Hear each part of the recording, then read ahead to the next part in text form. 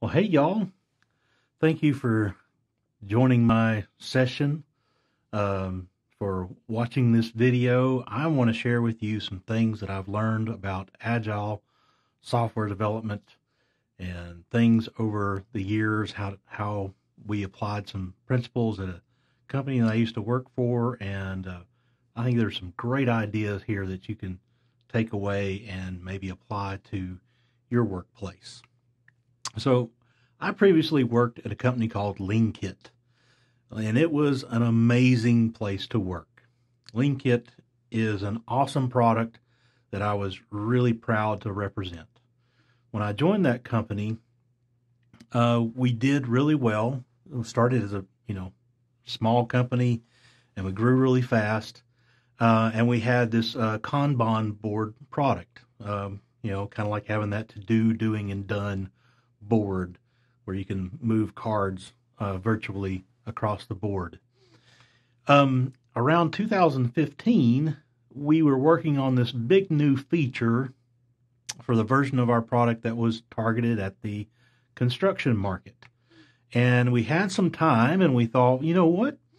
While we're here, why don't we go add this feature to our IT and operations product as well? And we did. And that ended up taking us longer than we thought it would. We also thought, hey, while we're here, why don't we go ahead and add these new features to our mobile apps? And we did. And that took more time than we expected. And, as the chain of events goes, we thought, wow, we're here. Why don't we go ahead and get the marketing and sales to create the collateral and the training that we need around these new features? And we did. That took more time. And we were also in the middle of rebranding our company. And we thought, well, since we were doing all this other work, why don't we go ahead and pull in the new logos into our web and mobile apps? And we did. That took a little bit more time than we expected. And then we thought, hey, we decided that we could roll all this new stuff into rebranding and training and marketing and into a big launch, make a big splash at an upcoming event with a press release and all that great stuff. Guess what? That took a little bit more time than we expected. All of this took a lot of coordination between a lot of teams. There were a lot of meetings, and a lot of people put in some long hours to get all of this work done. And we pulled it off. We had our big launch date. We rolled out new versions of our products with all these features and the mobile app and the websites. And we did our press release, and we celebrated. We were so excited about what we had accomplished and what we had done together. It was, truly awesome. Except maybe it wasn't so awesome. We said, let's never do that again. Well, it's not that what we did was bad. People did some awesome work. We had good, smart people doing awesome things who, were doing the right thing given what they knew, what they had to work with. But similar to the old saying that the cobbler's children have no shoes, as we grew, as our company grew, we were naive in assuming that everyone would pick up on the lean and agile principles and practices that our product was designed for.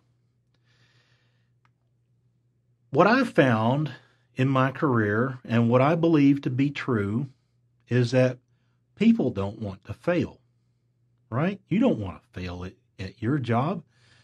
People want an environment where they can thrive. And see if these these things resonate with you.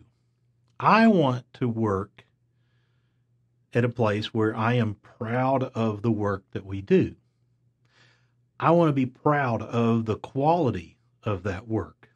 I want there to be technical excellence on, when we're crafting software. We want to do the best thing that we know today that we can do when building software. I want to work someplace that values what we deliver to customers and that makes their lives better. I don't want to be on teams where there's just this constant death marches happening, where we're always seem to be behind on the schedules that we've arbitrarily put in front of us, so that we're always just killing ourselves to work on what is highest priority. I want to be someplace where I can work sane working hours, and I want to have lower stress in my life, not more stress, so that I can spend more time with family and friends and people that I love, and doing the things that I love to do outside of work. I want to work somewhere that embraces continuous improvement, the freedom to experiment, the freedom and safety to fail, and a place that promotes professional and personal growth. Most of the time, when things go wrong, it's not the individuals that are at fault. It's the system in which they are placed that allows or even encourages the wrong behavior. And reflecting back over 10 years or more of agile and lean practice, software development, I've come to the conclusion that respect is the most fundamental principle. Respect requires that a company empowers their teams to work at a sustainable pace, an environment where its employees can thrive. Respect requires that you listen, that you have empathy, that you have mutual respect for the people that you work with. When people have mutual respect, they will fight for one another, for the success of one another. It seeks to promote a healthy workplace, well-being, commitment, looking for any way to reduce friction and wasteful activities, because they care about the work environment and the type of work that people are doing. So, back to LeanKit. We discovered that in that whole process of trying to meet that big goal, that we needed to fix our system.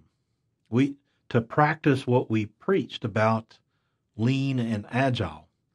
We needed something that was easy to communicate, easy to understand, and easy to remember. What we came up with is something we called FSGD. It's a thinking tool to help us make better decisions about and create that environment that we wanted and desired to have for our employees. FSGD stands for frequent, small, good, and decoupled, which we affectionately pronounced FSGD. FSGD became our thinking tool, how we managed our work, how we made decisions on every team across the company: development, operations, marketing, sales, leadership, accounting. So let's start breaking down what these things mean.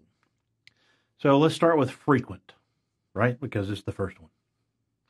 Frequent is the opposite of like annual or quarterly or sporadic or something unpredictable.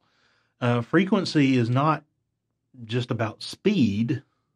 but it's also about consistency and predictability. Not releasing frequently makes customers upset and frustrated.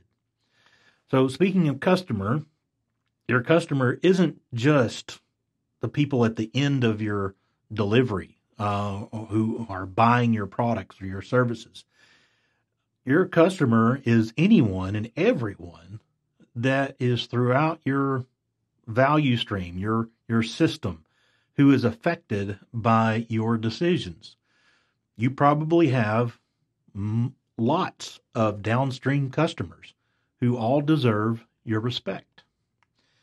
Maybe your downstream customer is another development team, and there's this really big person on that team that you'd rather not make angry. Or, operations, support, marketing, sales engineers, customer success, all these different roles. These are all your downstream customers within your own organization who are affected by your decisions and who deserve your respect. Now, releasing frequently has all kinds of side effects and benefits. Of course, what we know from the agile world is that the more frequently we release new things, we can get feedback, as to are we on the right track or not. And that feedback helps us to manage the priority of work so that, hey, based on feedback, we now have a better idea of what it is that we should focus on, what the priority is. Releasing frequently, or I should say, whenever you start a new project or you start building a new feature or set of features, you have in this hypothesis of what it means for that thing to be done or to be successful. And when you deliver frequently during that process, you may realize that part way through that original scope that you have set, that you're essentially done. You've delivered sufficient value that your customer is really appreciative of, that you can move on. You can focus on other things. You don't have to build out that new system or those new set of features to the nth degree as you originally thought you may have had to do. Something always comes up that you weren't planning on, and by releasing frequently, it helps you to mitigate those kinds of things that happen. It allows you to be, more agile because you can shift direction and, focus on what's now the highest priority. Releasing frequently also has this interesting byproduct of trust. When you're releasing frequently, your customers begin to have confidence that you essentially you'll get things right eventually. That your customers become very forgiving when things might not line up quite right, or maybe there's some missing features or some annoyances. They have the confidence and trust that you will eventually get it right. More companies are releasing more frequently. Even Microsoft used to release a new version of their products about every 3 years, whether they needed to or not. Now, some of these products are now on a monthly delivery and a weekly hot fix. It's amazing to see the change in the pace of work and how they've been able to deliver more frequently. Turning a big ship like Microsoft has enabled them to do amazing things, like raise our hopes that they'll be relevant again. Yeah. So, frequent can't happen without things being small. And of course, by small, we mean not big. Okay, what do we mean by that? Well, imagine a tractor trailer truck, right? They are slow to start. They're slow to stop. They can call a lot of things, but, there's trade-offs. What happens when you have a highway full of tractor trailers? Say you've got a highway at a 100% utilization. You've got your pipeline full of tractor trailers. It's a parking lot, right? You can't move those things very easily. Compared to, say, a motorcycle. A motorcycle can't carry very much, but that's kind of the point. It's the epitome of agile. It can start fast, it can go fast, it can stop fast, and it can easily dodge the obstacles in its way and zip around slower moving behemoths like the tractor trailer. Now, this is all queuing theory. You remember your queuing formulas from school, right? No, this is not a math test. We absolutely need things to be small and to have slack in our system. It's true for fluid dynamics, for electrical systems, for traffic management. It's true for any sequential system, including project management and software development. Now, you may be thinking, well, aren't there things that are just naturally big, like architecture or design? Well, I submit to you that there are some things that are notoriously big, but they don't necessarily have to be. There's another thinking tool you may have heard of, maybe even used yourself, called the 5 whys. Our experience at LeanKit was if we started to peel back the onion, we could find creative ways to break things down. The 5 whys is a technique for exploring a problem until you arrive at the real underlying issue. For example, you may be on a project or something. You say, why is this thing so big? Why is this project so big? Or why is this thing that we're having to do so big? Well, there are lots of parts to this, and they're all connected. Why are there so many of these parts? Well, there's so many dependencies that are between these things. And why can't we break some of these dependencies? Well, because it costs a lot of money to ship and deploy these things, and these things all have to be deployed and shipped together. Why does it cost so much? Why is it such a hard thing to do? Well, because we don't have the automated testing and deployment things in place for us to do these things easily and at scale. Now we're getting somewhere. Maybe you too have enjoyed some handcrafted, locally sourced DevOps in your career, where there's a lot of hands-on and manual things that have to be done. By continuing to dig deeper and challenge assumptions, it can lead to a discovery of underlying systematic issues that are creating constraints on your work. What do you do if something turns out to be bigger than you thought? Well, if breaking it down isn't immediately apparent, put it back on the queue or in a holding area, or however you're managing your work, and get back to the flow of smaller tasks. And similar to sleeping on it, let that problem simmer for a while. A creative solution might come to you later. Okay, frequent, small, now good. What is good?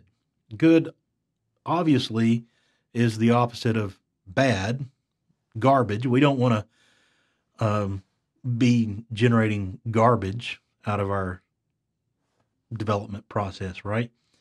We also don't want to get bogged down in going too far. We don't want to try to achieve perfection.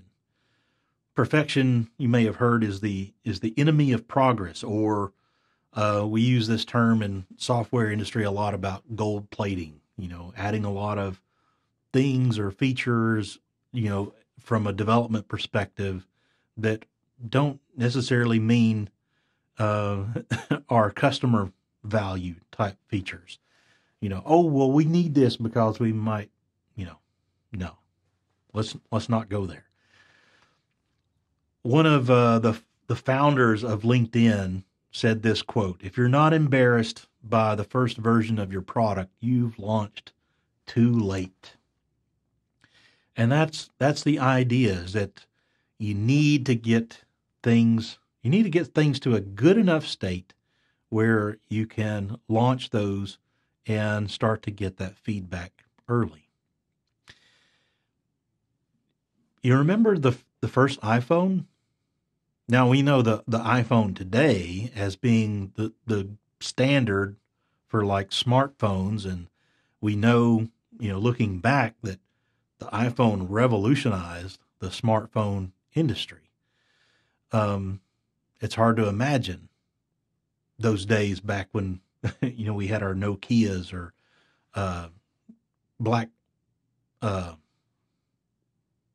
Blackberries, things like that.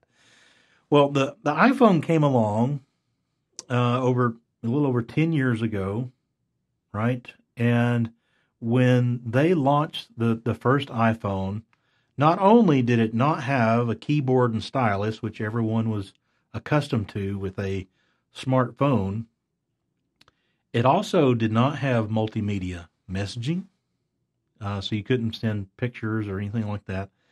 It did not have GPS, so you couldn't use it to, as your navigation tool.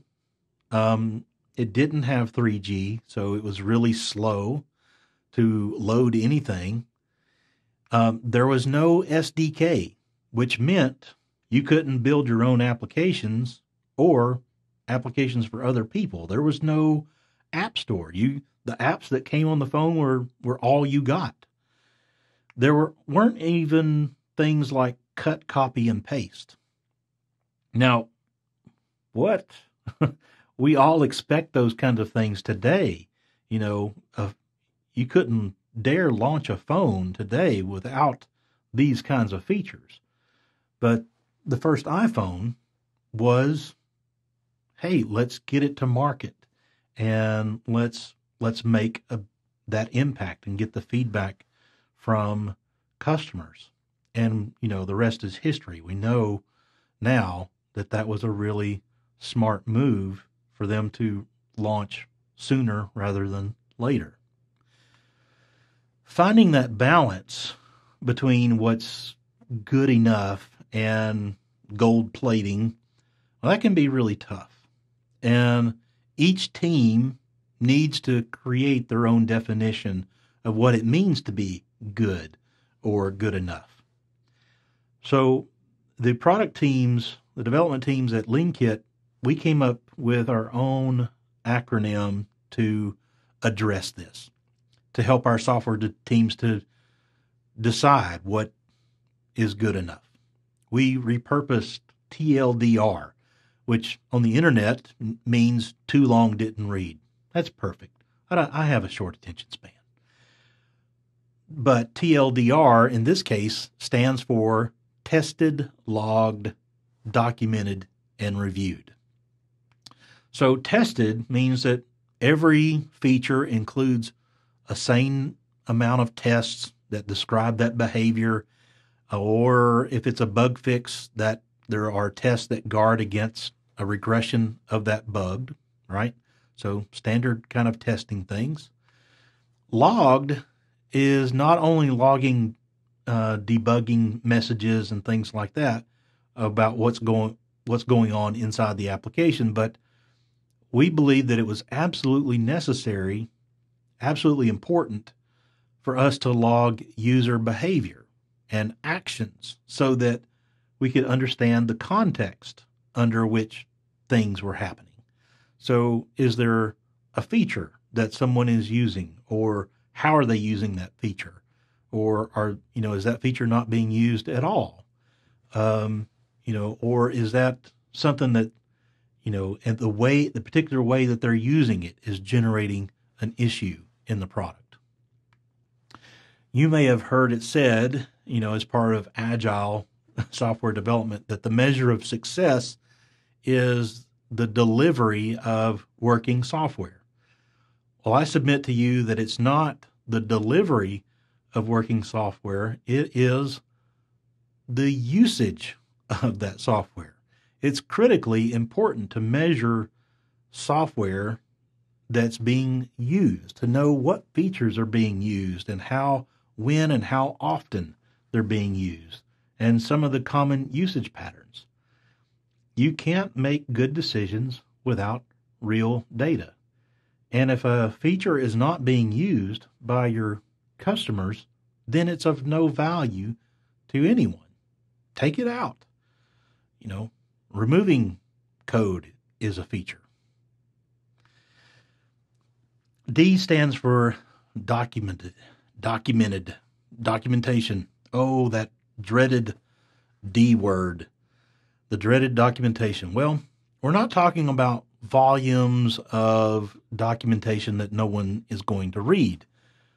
In this case, we're talking about practical, real-world documentation, like a README or a wiki that is living along with the application and the code to help you and your team members, including your future self. Things like how to build and test this project, how to set up this project, what are the config options and examples, how do you use the API. These are things that, I don't know about you, but when I go to bed at night, I clear the screen. The next day, who knows if I may remember how to use that project that I worked on, weeks or months ago. So this is really good and practical documentation that you will thank yourself later for, and especially new members who are joining your team. And then finally, R stands for reviewed. We used Git and pull request against feature and bug branches. We had a strict no self-merge policy. So if you checked in or submitted a new pull request for a new set of features or bug fixes, you couldn't be the same person to merge that into, one of those upstream branches. The code that must be checked in and checked out by someone else and reviewed by someone else. Now, some ways we would get creative about reviewing pull requests is we would have what we call PR parties.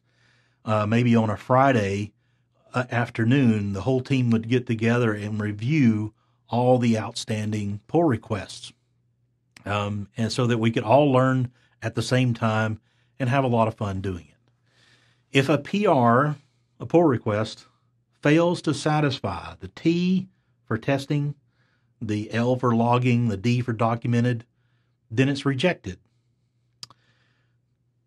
I had plenty of pull requests that were rejected. Well, why do we do this? Well, it helps us with mentoring between, peers. It helps us with cross-training so that as we're developing new features and things, that there's more than one person that understands how that works. It also helps with team building so that we can, have that opportunity to work together and collaborate over sets of features. And sometimes you find bugs before they go to production. That's fantastic. That's amazing. What about legacy code? We believed in the Scout rule that you leave it better than you found it. So as much as practical, following the TLDR set of guidelines. If you see dead code, clean it up. Put tests if tests aren't already in place, to guard that particular set of code. do everything you can to, practically meet the TLDR set of rules. Now, finally, frequent, small, good, and D stands for decoupled. And decoupled is the opposite of coordinated. Coordination or coordinated work requires a lot of time of more than one team at once, or more than lots of people's input. It's when it's any kind of activity that leads to a lot of meetings, a lot of friction, and those things lead to a lot of delays.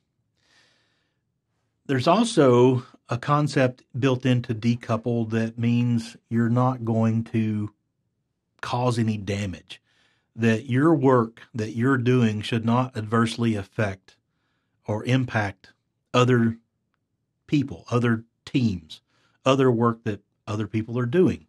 It's the same kind of idea as do no harm in the medical world. Some examples. Anybody, you remember this? This was the launch of Windows 95 was a really big deal when it came out. They had Jay Leno, they had the Rolling Stones song Start Me Up, the big press release and launch and all this stuff, the big fanfare. Look at this guy, right? Don't you know that he just wrote a big fat check for 2 copies of Windows 95, and he can't wait to get home and tell his buddies on CompuServe. Well, that old Microsoft model of delivering software is the epitome of highly coordinated, highly coupled work. Imagine how long did it take between the last line of code that was written for Windows 95 and to the launch day of this guy holding 2 copies of Windows 95. I'm glad that we live in a world today where, through the internet and other, advancements in technology, that we don't have to do this kind of thing anymore. In our software systems, we tend to focus on individual performance, people who are doing the work, but that's usually not the most effective way to look at a system, to look at the work that's being done. In a relay race, you can have the absolute fastest runners, but if you mess up the handoff between one runner and the next, you lose. And that's essentially what happens in so many software systems. The problems and delays in delivering software are usually in the handoffs. It has nothing to do with the individual performance. People, for the most part, are doing the best that they can given, the tools and things that they have. So our goal should be to focus on the baton, not the runner. Our goal should be to focus on the system and not the individuals. How can we reduce the friction of these handoffs or eliminate as many handoffs as possible? Other ways that we would put FSGD in action is that the essence of decoupled is this idea of do no harm to other teams. One team should be able to release independently of other teams, regardless if that feature is completely finished or not. So what we would do to help promote this idea of decoupled work is that we would launch new features behind feature flags that we could turn on or off. Sometimes we would, for experimentation or for pilot testing or beta testing, we would turn on a new feature for a select group of customers so that they could test that and give us feedback as an experiment. Sometimes we would launch features dark, meaning, there's some work that was done by one team, maybe an API team. So the APIs are out there and available, but the other work that needs to be done by the web team or the mobile team, they still need to finish their end of the work. When we found bottlenecks in our process, we would analyze that, use our 5 whys or whatever to see how we could fix some of these systematic issues. We had this idea of what we called bucks for speed. Each team had a discretionary budget to invest in going faster if we could find a better solution, an off-the-shelf versus build, or if we invested a little bit of time, can we reduce technical debt so that we can go faster in the future? Buy something that's going to improve our efficiency. We can have the power to make those decisions on a team-by-team basis. FSGD became part of the vocabulary at LeanKit.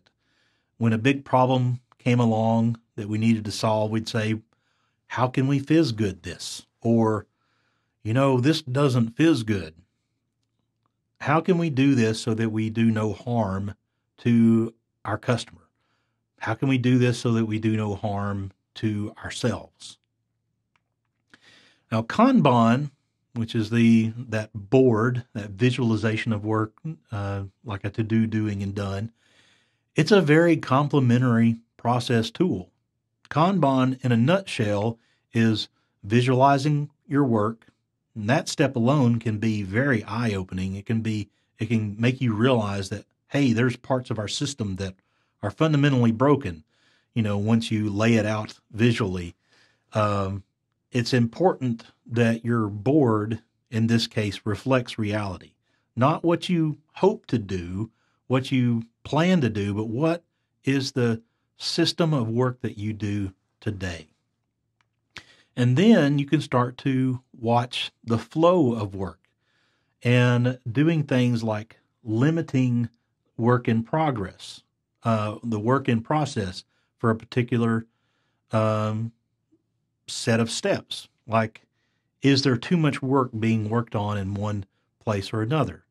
Taking on too much work at once is a bad thing, because there's just too much stress and issues that can come up through that.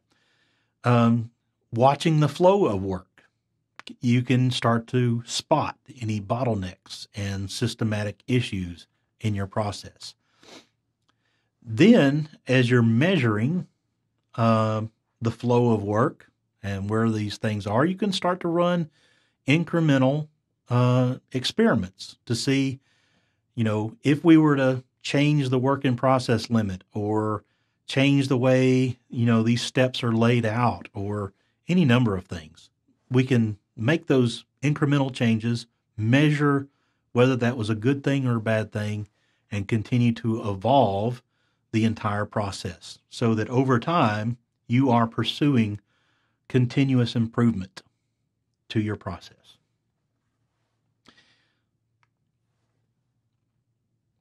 I've got a bonus here in this talk, and that is I want to share with you how you can have the best meetings in your life. We discovered this thing at LeanKit called Lean Coffee.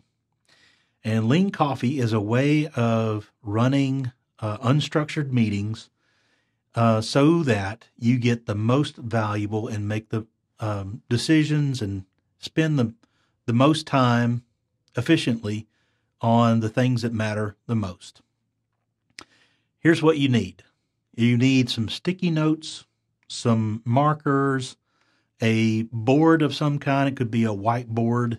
You need a timer, which could be an actual timer. They still make those. Or you can just use the timer that's probably on your phone. And you need a good attitude. You kind of need a good attitude all the time. But, I thought I would make sure to plug that as well. So when you start a brand new meeting using this lean coffee technique, you spend a few minutes at the very beginning writing down ideas onto these sticky notes. You generate some ideas, the things that you want to talk about, that you feel like are important to that meeting. Then you take a short amount of time to quickly pitch your ideas so that everybody has an understanding of what each of those sticky notes represents. Then you take some time to vote. Everybody gets 2 votes. And you can choose to vote both votes on one sticky note, or you can spread them across 2 separate cards. And then when everybody's done voting, you can sort the cards by the things that have the most votes.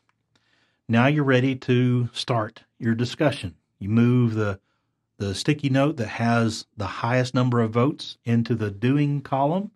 You set a timer for 5 minutes, and you start talking. And maybe during the talk, as you're talking, someone's taking notes or writing down, some action items that may be coming out of that discussion. And then the timer goes off. 5 minutes. Ding. You have an opportunity now to vote. Everybody gets a vote. Thumbs down to move on to the next topic, or thumbs up to stay on topic. And if you stay on topic, you're going to set a timer for another 5 minutes and, run through that again. Or you're going to move things from your to-do into done and pull the next highest card. By time boxing each of those discussions, you are preventing that one person, maybe who I'm talking about, that may be, who takes charge and controls your meetings. And maybe, a lot of meetings are spent talking about the thing that they really care about. Lean Coffee creates a very democratic process where everyone has input and everyone has equal value, and the things that end up getting discussed are the most valuable, and you make the most efficient use of your time. Of course, everyone these days is remote. Running a physical board might be a little bit challenging, but you can do it. You can designate someone in your group to manage that board and write down those ideas and do the voting, and you put a camera on the board, but that can be a little bit cumbersome. So there are virtual solutions. You can have use a virtual Kanban board, or I think there may even be products now that support this lean coffee concept. But you can get creative, and these meetings are amazing. I've seen it time and time again, where the things that end up getting discussed are, far better than you may have imagined going into that particular meeting. You can also run Lean Coffee's meetings at scale, where, you can break up into groups, and a group of maybe 6 people each. And each of those groups runs their own mini Lean Coffee. And at the end, you take the most valuable ideas and discussions from each of those meetings, and you can, summarize those to the rest of the company or the rest of the organization. Take some photos, or, capture those action items for later follow-up. All right, now back to our regularly scheduled program. Multitasking. Whew, boy, this is a hot topic in software teams a lot. Our culture seems to be fixated on multitasking. We put it in our job descriptions, must be a good multitasker. We put it on our resumes. The truth is, none of us are as good at multitasking as we think we are, no matter how hard we try to convince ourselves. You know the circus, right? And there's this guy who gets in a cage with a lion, and somehow he manages to coerce this lion into doing things and without getting mauled to death.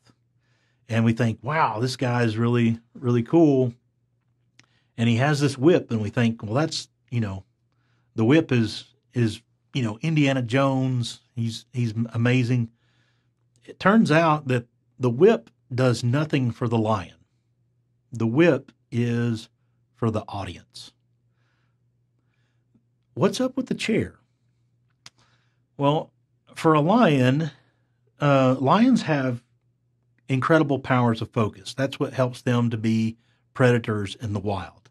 And when you put the four legs of a chair in a lion's face, the lion can't decide which of those four legs it needs to focus on. In essence, the lion becomes paralyzed with indecision. We are much the same way. When we have too many tasks on our plate, our brains become overloaded. We think that we can switch between task to task, but our brains don't work that way. Our brains don't stop thinking about those other problems. Those problems even haunt us in our sleep.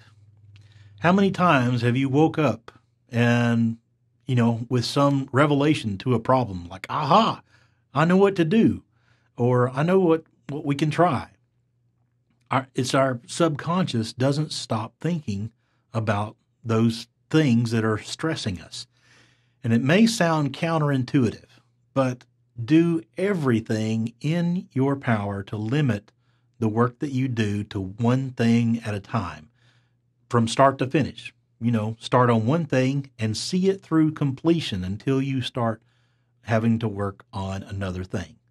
I guarantee that you will get more work done and that you will do it faster and at higher quality than trying to juggle, multiple tasks. I've seen this time and time again. That goes back to that principle of limiting the work in process on like a Kanban board. Okay, what's the number one question that your manager is going to ask you? Right? Besides maybe, hey, do you want to see pictures of my houseboat? No, your manager is going to ask you, when are you going to get it done?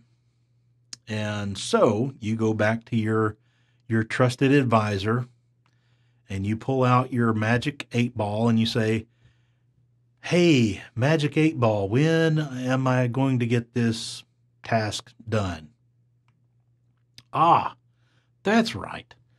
If I just pull a number out of my rear end and add 20%, that's good.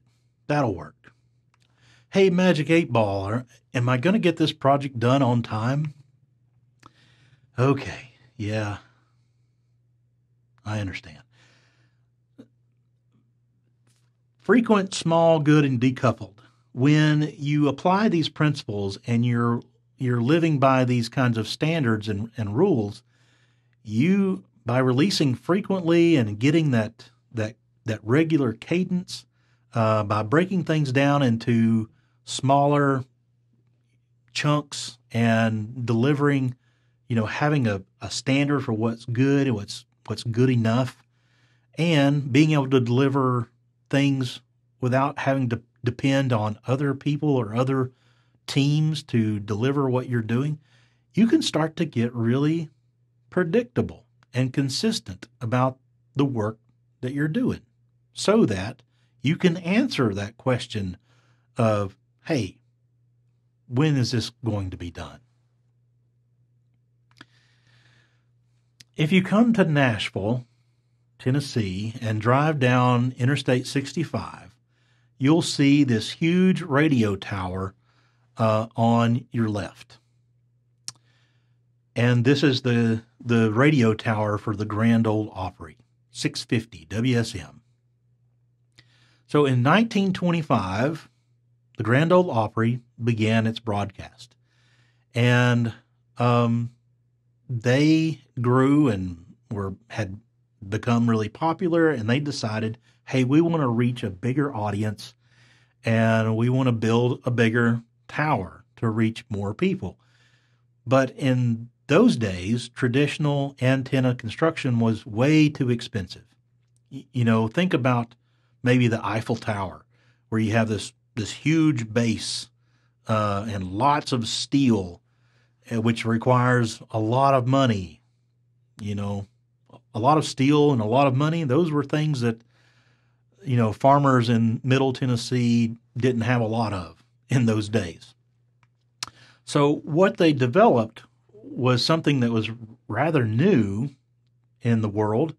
It's called a Blaw-Knox tower. It was finished in 1932 and stood 878 feet. It was the tallest antenna in North America. These towers, there are several of them in the world, they are an engineering marvel. They have a small base that can pivot, and they're held up by just a few guide wires, and there's a minimal amount of steel, and it's easier to maintain. They can even lay the entire tower down onto the ground, do work on it, and then raise it back up again. The signal from this tower can be picked up as far as Evansville, Indiana, down to Huntsville, Alabama. The more we learned about this tower, which was just a few minutes drive from the LeanKit office, the more we felt like it was a great analogy for our FSGD approach. Frequent, small, good, and decoupled are all great, but they're not equally important. For us, for those of us at LeanKit, frequency was that most important facet. Frequency is what kept our customers tuning in day after day, week after week, for all those reasons that I previously talked about. Keeping things small and good allowed us to achieve that frequency. And those small and good decisions were grounded between marketability and developer sustainability. How can we build this? How can we build the right things for the customer? And how can we do it with technical excellence so that we aren't painting ourselves into a corner? Decoupled is that foundation that helped us to remain flexible, to allow us to achieve what we did without a lot of coordination and getting bogged down into a very rigid process. In your case, frequency may not be your highest priority.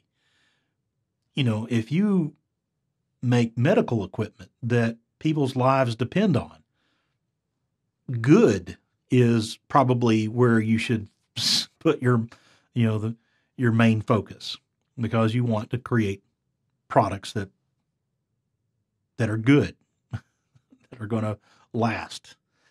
Or as an organization, maybe you need to focus on some particular area, like being decoupled for a while, just so that you can make things, if you were to make things smaller and more decoupled, you're going to achieve things like frequency just as a matter of consequence. Don't you wish that you could just fast forward and be done with the hard stuff, right? Well, unfortunately, there's no shortcut to success. There's no single cure or silver bullet. And improving and transforming your process takes time and a lot of hard work. At the end of the day, the most important thing is that you are finishing the work that you start, and to make sure that you are getting the right things across the finish line. It doesn't matter how fast you ship the wrong thing. If the things that you're shipping aren't being used by your customers, then you're wasting your time and your customers' time. I want to come back to this fundamental principle of respect. I believe that this is the key ingredient to any significant change, process improvement, success for your team and organization. If you have respect at the foundation, the core of what you're doing, then you and your team, your organization is going to be motivated to make decisions to improve your process. Because every one of us wants to know that the things we do matter, that the work that we do has value and significance, that we personally have value. I love this quote. If your actions inspire others to dream more, to learn more, and do more, and become more, you are a leader. And I truly believe that regardless of your role, your title, how much experience you have, you have an incredible opportunity to impact your workplace in significant and positive ways. I encourage you to look for ways that you can improve your workplace and influence others to do the same. My hope is that Frequent, Small, Good, and Decoupled has got you thinking about how you can improve your process so that your work can fizz good too. Regardless of the work that you do, I believe that you have an incredible opportunity to impact people's lives through technology. I hope you take these things and the other things that you're learning through this event, and you get out there and you be awesome. Thank you very much. Hope to see you in person one of these days soon.